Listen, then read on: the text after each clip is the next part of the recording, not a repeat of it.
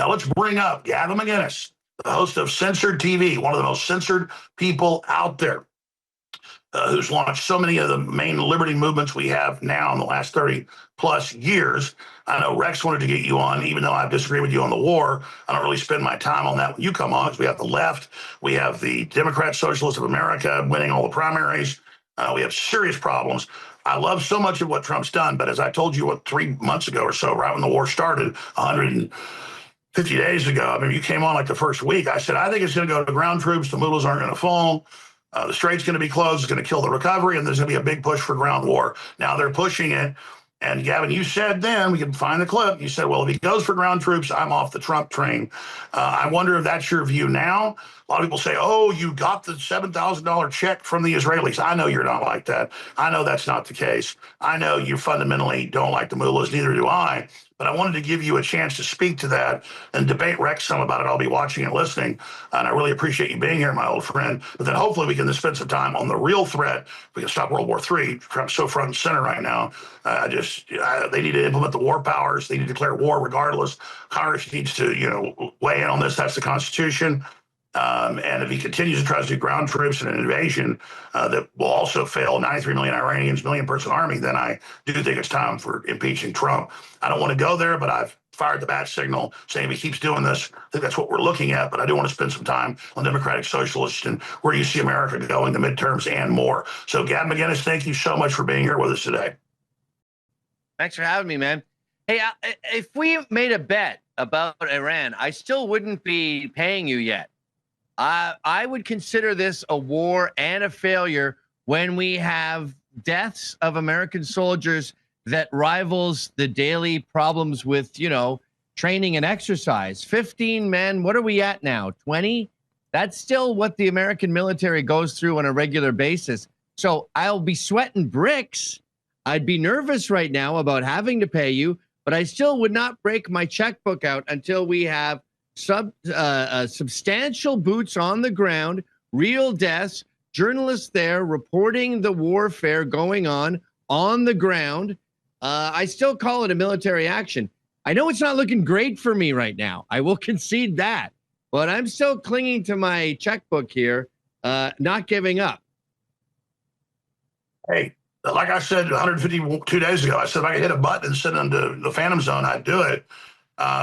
I'm just concerned because now Trump's like, oh, I'm with Netanyahu. I'm closer than ever. We're going to blow the such and such out of him, and they're warming up the national draft. That's my concern. Well, I'm gonna sit here and watch you guys. I really appreciate you being here, Gavin. Here's my mini me. He's actually bigger than me. Here's my son Rex Jones. Here he is.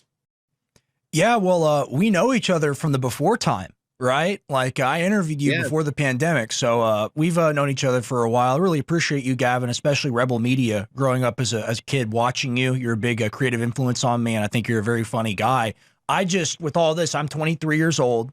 They're talking about implementing the draft. They're running simulations for it. You say that we still wouldn't be paying you because you don't consider this to be a war. You consider it to be a military action. How can you deny the clear escalation ladder? And how can you say those deaths don't count? Well, first of all, let's start with the first thing. You said you especially remember me from Rebel. You know what that means, right? It means you don't watch me anymore. You don't watch censored.tv. You do not subscribe. So it's not especially, Rex. That's not true. Only. It's only. That's an assertion of yours. Oh, yeah. I'm trying to give you credit. Thing about the show yesterday? I love you. I love you. I'm trying to give you credit. What was your favorite thing about yesterday's show? I'm not a daily watcher of you. I see your clips. Come on, man. It's all or nothing. You're not a yearly watcher, Rex. Hold on. If it's all or nothing with the show, it's all or nothing with the dead bodies, right? Is that not the same standard? Come on, Unc. Yeah. Well, how many American soldiers died yesterday? Here's the thing, Rex. I used to have this gay neighbor upstate, and we were lighting off fireworks on July 4th, and his ugly little dog disappeared. And he was like, my dog's dead. And he started crying and everything. I'm not saying you're a crybaby, but I went up to him. I was like, dude, your dog's not, he just disappeared during fireworks. They all disappear during fireworks. Don't panic. And what happened to about, 12 hours later, his dog showed up and all those tears were for nothing. I'm not saying you and your dad are nuts. I know it looks very bad for me, But as of 1:43 p.m. on July 29th, I can still argue that this is a military operation. I'm still on the Trump train. Yes, there's talk of Netanyahu. There's war hawk talk. There's NeoCon talk. But as far as what's really going on, I still am not paying you guys the $100 I bet. All right, let me ask you a question, because you're kind of pointing to Netanyahu there. You diminish his role a little bit. He just described his relationship with President Trump when asked by reporters, as they say, are there cracks in the relationship? He says, no, it's a wall of granite. What do you think of that? Did he drag us into this war? Did he create it? There is an argument for that that's much more pragmatic than people think. The basic, anti-Trump argument is that Netanyahu said, hey, Trump, be my bitch. Go there and go attack Iran. I don't think that's what happened. I think what happened was Trump knew Israel was attacking Iran. He knew there was going to be retaliation. So to minimize American damage, he was all but forced to get in there and blow up a lot of Iran's capabilities.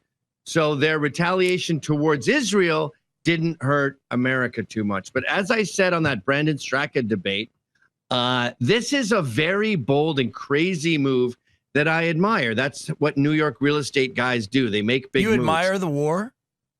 I do. So far, I admire the war. Oh, is it a war? You just said it was. Not a war. No. How does that whatever. work? You can't no, you can't pick and choose, man. Stop yelling at me. Okay. I love you. Let's not get drowned in syntax here. No, whatever you want. What about American blood? Can we drown in that? Because that's what the water is. That's what the ground is watered with in the Middle East right now. Those 18 Americans. How many Americans have died in this quote unquote war in Iran? Sarah Gonzalez, Tyler Woodall, Michael, They're and Angel. dead? They just died in the last wave of attacks. Those are the people we know about. Do you trust the numbers coming out of DOJ? You think they're telling us the truth? Okay, so I think the total is what, 18? Yeah, but why does it matter? One is too many. All right, let me give you a quote. I'm going to give you a quote. I'm going to directly reference something that you just said. This is what Marco Rubio said on March 1st. Israel was going to attack. We feared American soldiers would die in the retaliation, so we had to respond. We had to join them in their initial wave of attack. Is that not them taking us to war? Sure. I mean, you could argue that, but it's not a war yet. There's military operations like this 365 days a year. That's what America is. We have to intervene. I'm an isolationist, by the way. I'm a Buchananite. I don't consider this a war. A war is boots on the ground to a substantial degree. A war is journalists there reporting on it. Oh, my God, there was a bomb. Yeah, we're running through the Straits of Hamas right now. That's a war. But what about the entire world? By the way, I like that you're freaking out. I want InfoWars to freak out by all means. But we need you there in your worst case scenarios. But I'm the glasses half full, and I'm still on the Trump train because I am optimistic that this will be good for us in the long run. This will lead to more control of oil in the Middle East. This will shift the power dynamic from Lloyd's of London and Britain deciding who does what over there to us deciding what. All right, let me still in. If it goes bad, China wins and we're screwed. So it's a massive gamble. How are we supposed to fight China? How are we supposed to fight China or fight Russia when we have no standoff munitions? According to CNN, we've used over 55%. I think it's more accurate we used over 90, but we can debate that number. The same with the precision-guided bombs. We're almost out of those. So if we need to fight China... There could not be a better time to be, quote unquote, vulnerable in front of China and Russia right now. Russia is embroiled in Ukraine and has been for many years. They're hanging by a thread. China is, I don't know what happened to China, but they've lost their military. They've got no balls anymore. They have deteriorated to the lowest point they've been in decades. So I'm not scared. Where does that information come from, that they're degraded and depleted? Because last time I checked, they were doing exercises right outside Taiwan and trying to do the Belt of Pearl strategy to take the South China Sea. I don't know anything about that. We can sit here with footnotes all day long. This is the truth. No, they're not footnotes. It's the geopolitical reality. I report on this every single day, 6 hours live every single day, talking about the war at 2 a.m. when it started, Gavin. It is a war. It is an energy world war. That is what all of this is. That's what Ukraine is. That's what Iran is. And it's a 500-kilometer line of constant conflict. That is a world war. It is not a military action. It is not a strategic engagement. It is World War III.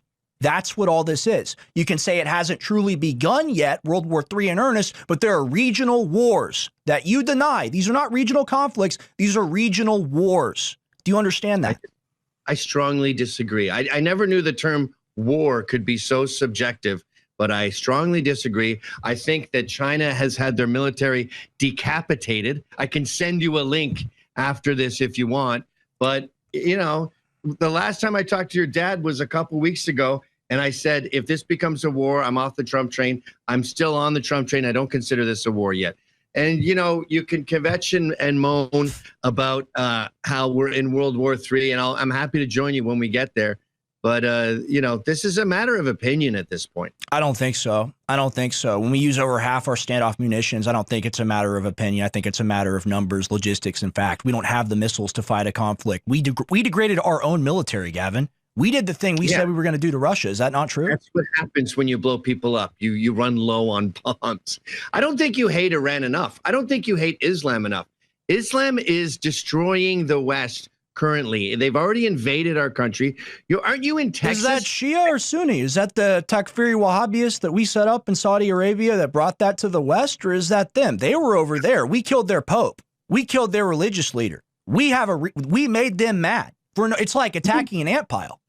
What you're talking like the problem with Islam is new. We've never not had a problem with Islam. This goes back to the Crusades. This goes back to the Ottoman Empire. They're incompatible with the West. The yin and yang of Earth is us versus Islam, I guess versus communism too. But we've always had a problem with them, and I think this is actually you're making me like this more now. The more we speak, I'm actually enjoying. Well, yeah, you're a neocon. I'm not a neocon. I hate neocons. I'm a isolationist, but I would put this under the blanket. How can you say you're isolationist when you support this military action, as you call it? How does that work? You need to do military actions once in a while. You have to flex your muscles. Here's an analogy, Rex. You're on the prison yard. Once in a while, if you're the king of the prison yard, you have to get in a little tussle. You have to get in a fight to remind everyone that you're the boss. Remember when Tony Soprano randomly beat up his assistant there after he got out of the hospital? He didn't want to do that. He didn't like it. It wasn't a big deal. It wasn't World War III, but it reestablished Tony Soprano as the head of the family, as the head of that crew. I don't think the Sopranos are a family. All right, you know what? You know what? I can see the logic there. I can see the logic there. My problem with the analogy is that we're not the mob boss. The mob boss is being blackmailed by the gold digger. That's what's going on here. Israel got us into this conflict. You talk about Islam being a threat. I totally agree. Ayatollah never called me a goy. Ayatollah never tried to kick me off the internet. That was all people over here. Are you paraphrasing Muhammad Ali when he said Vietnam never called me N? No, I didn't think about that, but I guess so. Unintentionally, maybe. Unintentionally. Yeah. That's what Muhammad Ali said. Yeah, dude, like, okay, we should move on to another subject because we're getting into Beatles versus Rolling Stones right that's totally fair. I want to ask you about that. Go ahead. I'm not calling it a war. When it's a war, I will say you're right, I'm wrong. You know what? I've never done this before. We're making a retroactive bet. Me and Rex right now, shaking on it. I'll pay you $100 if this becomes a war. You pay me $100 if we get out of there unscathed. I have a feeling we'll disagree on unscathed, so I'll lose. Hey, no, I hope you're right. Here, I hope you're right. We can shake on that digitally. That's good. I hope that you're right, Gavin. Let's talk about something else, because here's the thing.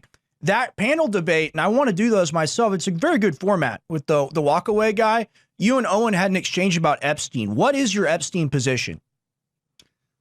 Similar to Iran in that I don't care yet.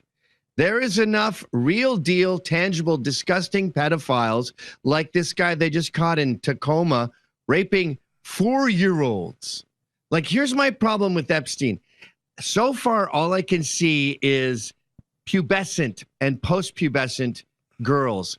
That's disgusting. It's not my cup of tea, but it's the same as Motley Crue and Led Zeppelin. And my beef with everyone freaking out on 15-year-olds and 16-year-olds is you dilute the term pedophile. And now when we hear about this guy in Tacoma, when we hear about the Mexican cartels literally trafficking children, we lump it in with some dumb 16-year-old sluts who don't have a reasonable dad. And we see it all as the same thing. There's disgusting creeps who have sex with adolescent girls. They make me sick. And then there's pedophiles who have sex with 5-year-olds, and there's plenty of that. Those throats need to be slit. How can you say that he didn't do the things you're talking about as vile? When, here, just throw this up again, crew. Ghislaine Maxwell sentenced to 20 years in prison for conspiring with Jeffrey Epstein to sexually abuse minors. Now, I don't see how we can go from here into saying he's just a pervert. I really don't get it. Why is Ghislaine in jail? That doesn't mean anything. This is the same justice system that murdered Jeffrey Epstein, or took him away. Let me rephrase that. This is the same justice system that disappeared Jeffrey Epstein. The populace doesn't know what happened with that. So I don't trust the Ghislaine Maxwell thing. Just like Iran, the second you show me an 11-year-old raped on that island, I'm in. I want to talk about it all day. But we've been talking about all of these hypotheticals. And again, it's good that someone is out there on the front lines like you guys fighting for the hypotheticals. But I'm here in actual tangible evidence, and all I see is adolescents on Epstein Island. And I want us to focus on real molestation. We have real, bona fide, serious pedophiles. And don't you think it's unusual, by the way, that the Epstein experts like Owen, who's a friend of mine, they never talk about any other pedophilia. They don't seem concerned with the drag queen story hour pedophiles. That's not true. Owen covered that on air for 10 years straight. I watched War Room growing up. That's completely not true. Like Owen would pioneer that type of content. I don't hear the Epstein people talk about the 3-year-olds pedophiles. You know what I mean? The pedophiles who are with actual children. They seem totally 100% focused on Epstein with no other pedophilia. I think the idea is that some monster freakazoid that's trying to diddle little kids is not the same thing as a billionaire influence peddler who potentially has blackmail and all these powerful people. He had power of attorney over Les Wexner, billionaire. He was on the Trilateral Commission. This is not a normal guy. And when you have not a normal guy engaging in influence peddling, blackmailing, that's also a pedophile, people have a lot of questions, Gavin. I do. I consider he's evil. One thing I want to make clear, too, is I am 100% convinced, and so are most people who are interested in this subject. I'm 100% convinced that Epstein worked with Mossad and they blackmailed the Democrats because the Democrats were starting to drift away from Israel. So they said, let's blackmail Clinton and the like and say, you either support Israel or we're going to show you banging 16-year-olds. That's what I think Epstein Island was. I obviously don't like that. I don't like that Israel's using their Secret Service to terrorize our politicians, but it was Democrats. So they're not high on my priority list. Their rights. Bill Clinton's sex life is not high on my priority list. All right. So you acknowledge and establish the intelligence connection. We both agree with that. We're about to go to break. I never doubted that. Yeah. I never doubted that. I want to go to break because we have to go to break. I want to plug really quick and come back with the Ilhan Omar stuff. I think that's something that we'll agree on there. I think that should be pretty fun. Gavin was definitely one of those foundational media influences on me growing up as a kid. And I know you said, you're not watching the modern stuff. I do see your clips. I do see you on the timeline. Here's my thing. Growing up, going to tennis tournaments, I just remember watching you on the phone on Rebel Media, so I wanted to give you your flowers and also do you that honor. And there are things that we disagree on. I want to get into this topic domestically, leading into Ilhan Omar, which I do want to get to. It's related because it's massive COVID fraud. What did you think, Gavin, of Fauci pleading the fifth about what color the sky was at the Senate today? Well, I think that the chickens are coming home to roost with Fauci. The chickens are coming home to roost with everyone, actually. I want to thank Elon Musk for that, because from Britain to America, the entire Western world is waking up. And Fauci was a god during COVID. This is true. He writes about it in his gay little diary, where he says, Julia Roberts was nervous around me. He's such a little New Yorker. He's such a Brooklyn Ponce. He's like a little theater kid or something. And I think America's finally waking up to the fact that he knew that you can't really die from COVID if you're not an old or a fat And it's so glad to hear that now. But didn't Biden make him a made man? Like, isn't he immune to prosecution? Yeah, they say he's bulletproof, but the thing is he can still perjure himself. And in fact, not answering the questions because he's received the pardon actually makes him liable, I think, in some way. I'm forgetting what the charge is there, but he's supposed to answer, right? Because he's supposed to be cleared of liability. He's supposed to answer the question. And you could see him there, just crew, see if we can get like a still shot or just him sitting in there, like staring Ron Paul down. He looks like how I imagine a rattlesnake would look if you stomped on its tail really hard. He looks like those are like talk about Sopranos earlier. Richie Aprile, Manson lamps. That's what we're talking about. Wouldn't you kill to be a fly on the wall in his home? Like, I'm Dr. Fauci. Is he still arrogant? He's so weird. I think he's Italian, but he's got that weird Brooklyn Jewish accent. We say, "Oh, they're talking about me, but I don't think this is going to be an issue." He talks like Woody Allen or something. I don't think it's going to be an issue. I think I'm all right. I really do. Or is he sweating a bit? I don't know. But if there's one thing I learned in this business, don't get excited about people going to jail for their crimes, especially if they're on the left. If they're Proud Boys and it's January 6th, you can get excited about them going to jail for decades. I mean, we've got lucky with a pardon, but that was serendipity. Outside of that, you know, if they're on the left and they've committed crimes, I think we can expose them on InfoWars and Censored.tv and mock them and enjoy laughing at their hypocrisy. But as far as like, when they go to jail, I don't know.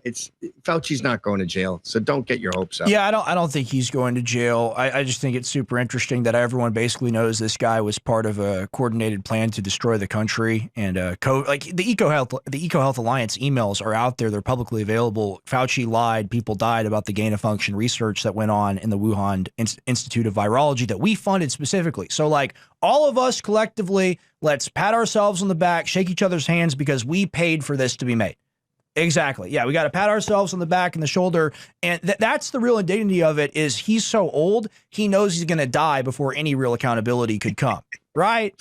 Come on. Well, let's relentlessly mock all the ass kissers from back during COVID. There was these guys called the Beta Boys or something. I forget what their exact name, but they were like sweating and they're heterosexuals, if you can believe this. At least 3 of the 4 are. And they were so nervous and excited when Fauci was coming on. Let's find them and mock them. This is our chance to gloat. The only joy we get in this world as far as the left wing screwing up is gloating, and it would be a crime not to do it at this point. We got to get in there and go, ha. Okay, stay with me. That was a good 5 minute. We're going to get back into it with Ilhan Omar and more Somali COVID fraud. I know me and Gavin both want them gone. Thank you. I'll see you after the break.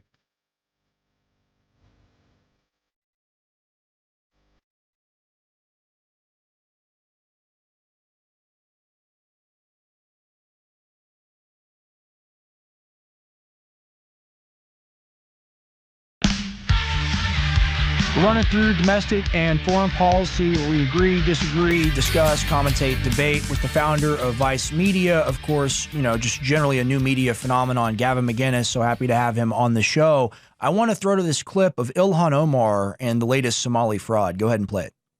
Well, now investigators are tracking the web of fraud to other Minnesota Democrats, such as Congresswoman Ilhan Omar. Many of the suspects linked to the scheme live in her district, including a restaurant owner who hosted events for her. He has since been convicted of stealing $12 million in COVID funds. So that's liberal, and loving, as we like to say here on the network. What do you think of the Somali activities? I want to thank, what's his name? Is it Nick Shirley who did all the Leering Center stuff? Yeah. Did you see her net worth has gone down 99% since we exposed this? Can you imagine still being on that side after all of this exposure? I mean, if I was a lefty and I supported Ilhan Omar, I would have cut my losses a long time ago. She's a child of a despot. Just like Mamdani, she's from the elites. Mamdani was a Ugandan elite who was ironically pushed out by, what was his name? Idi Amin back in 1970 or so. He was pushed out for having money, just like Castro pushed out all the elites out of Cuba for the crime of having money. Then he comes into power and does the exact same thing. There's no difference with Ilhan Omar. Her dad was basically Mugabe. He slaughtered a 250,000 people, and then they had to escape. But they're escaping. They retain their money and power when they escape.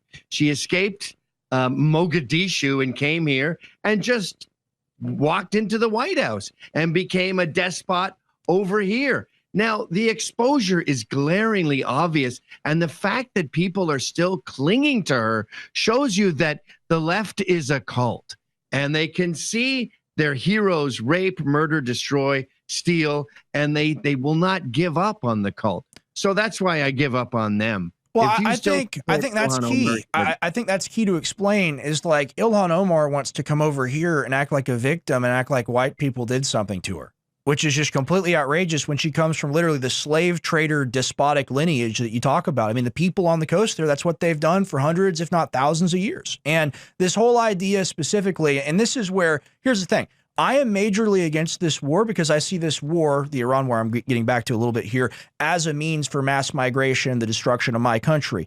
If you go look at these places, where did slavery originate from? The Arabs did it, right? Who sold the black people? It was the Muslims. Like, that's just a historical reality. You can look at the conquering of Europe and all of it. And when you import a culture like this into your country that is completely foreign and alien to everything that we believe, and then expect that person to cooperate and conform to that system, she's just going to try to take it over.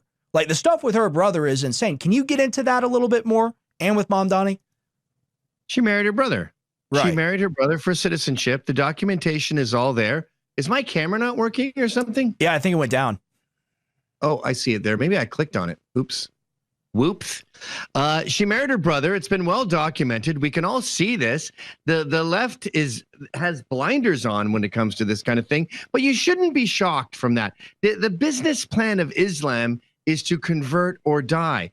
This is what they do. They want to replace the West with themselves, and it'll just become a third world ishthole the same way it will back then. And you know, I remember with Mogadishu, with Black Hawk Down, she said that was the time that America invaded her country. Look, I believe it or not, I'm not an interventionist. I didn't want us going to Somalia, but we went there because the despots, the drug kings, the warlords were stealing all of the aid we were trying to send to the poor, which we shouldn't be doing. And we went there to make sure they get our saltine crackers. It was an invasion to help the poor. I wish they didn't do it, but that's the narrative she consistently gets away with. She is the enemy. And something, I think the left, they love to talk about multiculturalism and diversity, but they've never been to these countries. They don't know about these cultures. And it's never occurred to them that some groups are more compatible than others. Like Mexicans, the Mexicans are what? They're half Spanish, half Aztec. I don't think we should be importing them to the numbers that we are, but they don't intrinsically despise us the way Islam does and Ilhan Omar supporters do. To the left, they see brown. They literally say brown, like it's all the same. But Sikhs and Hindus and Pakistanis. Well, here's the reality. Here's really quick. Here's the reality. These groups hate each other, but they're taught to hate the white people more than they hate each other, and that's what do Obama call it? The intersectional coalition. I think that was the wording back from 2008, and they're still trying to do it to this day. If you look at the pride flag, right? The old one's just a rainbow. The new one's got a triangle in there, and they got the brown, the black. They got the pedophile thing in there. Like it's a bizarre amalgamation because that's what they have to war against the West. I think that's key to explain. It's a perfect amalgamation, and I'm glad you brought that up because it's the quintessential analogy of how insatiable both the left, LGBT, and Islam is. Like, you know, the way Islam will go, you are wearing a burqa, but I can see your ankles. Whack, whack, whack, whack, because you're never good enough for Allah. It's the same with LGBTQ. We give them a rainbow flag. The guy who made the rainbow flag hates the new trans flag because he goes, I already made a flag that's everyone. It's a rainbow for crying out loud. And they go, yeah, that's not inclusive enough. It's every color. Right. What's the expression? They say every color of the rainbow. I don't like the rainbow flag, by the way. It's hijacked from the Bible. It's meant to seduce children, But that wasn't good enough for them. They had to add a triangle in there. And even then they go, where are the black people? So we add in blacks, we add in trans. And have you seen the newest one? It's got like a circle in it. Like just like Islam. Find it and pull it up. Find it. It's sort of like I used to have this thing with my kids when they were much younger. I called it Kids Day. And for a couple days a year, you can eat candy bars for breakfast. You go to bed whenever you want. You can play video games all day. And the next day, they'd always be sick because they ate garbage food all night and stayed up till like 2 a.m. Sure, it's like going out and doing cocaine. It's a bad idea. Yeah, and a lot of the people who do that or have done that are actually okay guys if you get to know them. But anyway, that's neither here nor there. But the left and Islam they're both children. And when you give children whatever they want, they destroy themselves. So it's ironic that the Western patriarchy is actually the best thing for women and children and gays and immigrants because we're good at power. We've had it for a long time now. They're not good at power. They destroy everything in their wake and themselves. I want to read a little bit more from this article about the fraud. So apparently this guy or somebody, let me read it, her sister, excuse me, maybe he's still a dude, who knows. Public records in the state may tie Omar's sister, Sahara Noor, to the operation. Noor has run several businesses in the region, including the People's Center clinics, always another quality learning center type of device, and services in the Somali neighborhood of Minneapolis, which controversially received a $2 million earmark while her sister was a state representative. Noor went on to found a group called Grit Partners Consulting and publicly says her company has secured more than $20 million in funding for health initiatives and has consulted on projects backed by federal health agencies such as, look at this, USAID and the CDC. What do we know about them? Isn't that interesting? What do you think about that, Gavin? I think we're dealing with remarkably low IQs. All this, the average IQ in Somalia is what, 75? That's not great. That's sub Down syndrome. So I think these people are just smiling through all this controversy with no idea they were getting caught or could get caught or can be punished. Look at Shiloh Hendricks. Like, that guy had a criminal record. He was molesting teenagers. His son or the kid, whatever relation they are, was such a miscreant. He had an ankle bracelet. Now, I got an ankle bracelet, by the way, but I'm an old criminal. That kid was like 9 years old. And the fact that they are arrogant enough to want to press charges and attack people when they're criminals themselves shows that these people are oblivious. I mean, I like the child analogy because we keep seeing this sort of like smiling through chaos as they screw up their lives more and more and destroy the West more and more and go, what, me worry? It's like the Alfred E. Newman mentality. Sure. And talking about just kind of like a childlike mindset, we can say that Somalis are dumb or whatever. The Europeans are also quite dumb as well because they just keep letting these people enter their countries and they go ahead and do terror attack. And, you know, you don't need actually to use a gun. You use a car, do acid attack, whatever. And of course, we're covering the Shiloh Hendricks thing right there, which is completely insane. She's leaving. The guy's following her with the cell phone. That's really all you need to know about that. Yeah, they not only will they not concede, they won't run away. They'll press charges on the person they were trying to rape. That's the common thing here. But I've noticed, at least with my peers, there's this anti-Semitic trope of, we would have been fine if the Jews hadn't let them all in. Opening borders to the worst of the world has been a problem forever. When I lived in Canada, we had Pierre Trudeau, Justin Trudeau's dad, and he was under the impression that Americans are all in the KKK and it's a white power nation. So he started promoting diversity and open borders as an FU to America because Canadian politics is largely based on spite. And, you know, we just had a new prime minister up there whose entire campaign was, I hate Trump. So this problem of opening your borders and ruining the utopias you create seems to be a Western, I don't know, flaw, virus. It's a problem with the program that just keeps coming up with us. I think a lot of the time we prioritize foreign policy over domestic. And I think domestic policy is downstream of foreign policy. I think that's a big reason why people point to the wars. And here's the thing, like that's why people point to world Jewry as well, because a lot of that is responsible for a lot of these wars. And you can say that's an anti-Semitic trope. It's just the truth. It's just reality. It might be, but this might be a bastardization of Christianity or something where, all right, that is the real meta point. It is the Christian Zionism, which is a fake religion, in my opinion. Not even, not even Israel necessarily, because if we didn't have people like Lindsey Graham, we wouldn't be in situations like this.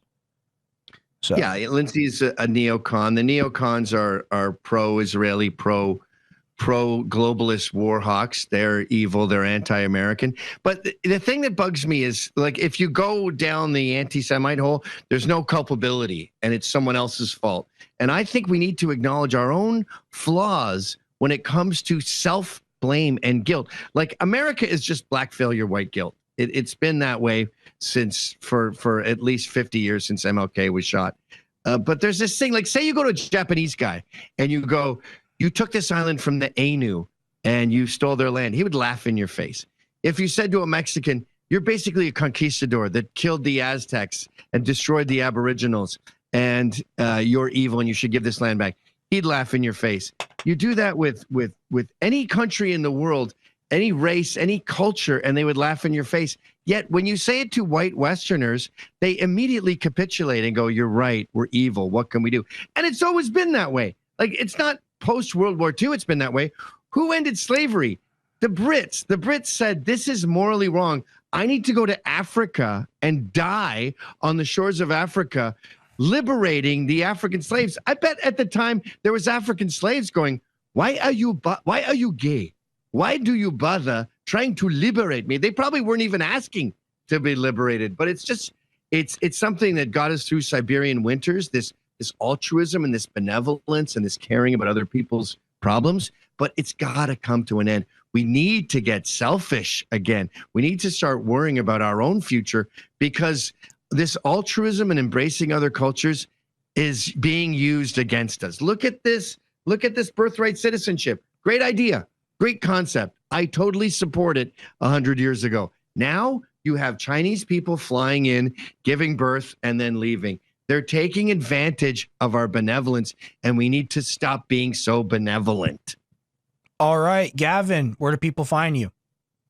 They can find me at censored.tv. I would like it if you would go there today and sign up, Rex, and watch me. Well, here's the thing. I texted you like a year ago asking if you had hosting work for you. You never texted me back. So, you know, what's going on there? Well, you should have nagged me more. If you do recall, we spent like 5 months setting up a show for you on this network. And then there was some misunderstanding. Pops obliterated that like the nuclear program. Pops got in a bad mood one day and he nuked it, but we still love you. We're still, there's a giant Venn diagram of the Joneses and the McInneses. I was gonna move down there to be with you. We're basically like cousins, you and I, kissing cousins. Can I kiss you? All right, Gavin. All right. Glad to have you on the show. I appreciate you, even though we disagree on the war and stuff like that. Hold on. Before you hang up, I don't believe in disagreements. It's subjective right now. The bet is still in the air. I don't agree. But I'm prepared to lose the bet. All right, really quick. Let's define terms. So you define war as ground invasion, do you not? If you really want to get down to it, I define war as more than 100 American soldiers dead. All right, I think we're already in one, but to your arbitrary standard, which objectively is arbitrary, we have that bet, and I hope that you're right. Why are you hanging up on me when we still have 7 minutes? Are you bored of me? I have to do plugs. He'll come in here with the belt and whip me, even though he's in Hawaii. He'll teleport over here and he'll beat me with the belt. I want to do a plug, but if you want to do a plug with me, here, have you taken the methylene blue? No, but I have a methylene blue butt plug. I was just about to use. All right. We don't need to put things up there. We will send you some methylene blue so you can try it. Do you know what it is? No. All right. So it's a small molecule. You got nitrogen, sulfur, chlorine. Chlorine makes a medical dye. They use it now because it's safer than radioactive iodine. But the sulfur. What, am I a nerd? I don't understand any of this. Well, give me a second. It gets you jacked up. Do you want to try some? Yes, absolutely.